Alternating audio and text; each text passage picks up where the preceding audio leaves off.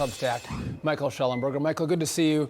So talking about Brazil v. Musk, what Brazil is doing is they're using the same terminology and same rationale that you see here in America, using hate speech and mis or disinformation to shut down accounts and actually shut down speech that they don't like. Where does this take us? Where are we going with speech, not just in America, but around the world? Sure. Well, it's great to be with you guys.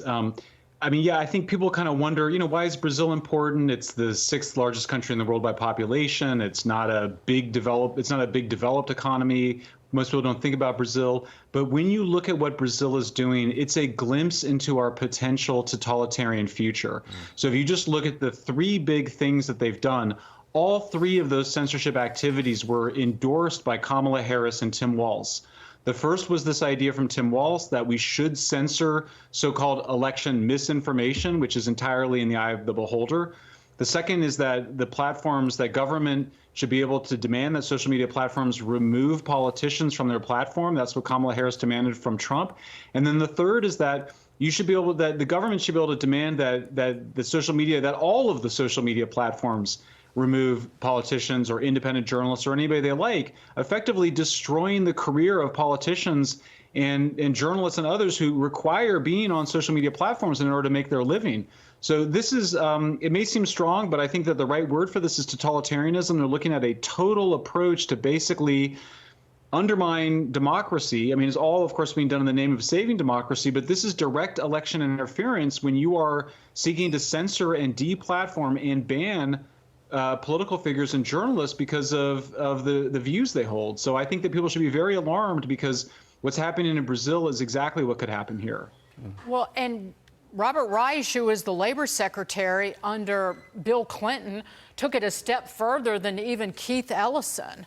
He was calling on people to not only boycott X, but also Tesla, and that regulators around the world should threaten Elon Musk with arrest if he doesn't stop disseminating lies and hate on X. The FTC should demand that Musk take down lies. I could go on, but he's calling for persecution of people he sees as political enemies. It's really crazy. I think it's the thing that scares me the most. In some ways, when you see, basically the two dictators of Brazil, if we're being honest, that's what they are. They're inventing laws. They're violating their own constitution. President Lula and the Supreme Court Justice Alexandre de Moraes, that you can tell that they're doing wrong. What scares me is the defense of those totalitarian censorship actions by, as you mentioned, Robert Reich, the actor Mark Ruffalo, the Attorney General of Minnesota you just mentioned, Keith Ellison. These are major figures, not to mention Kamala Harris and Tim Walz.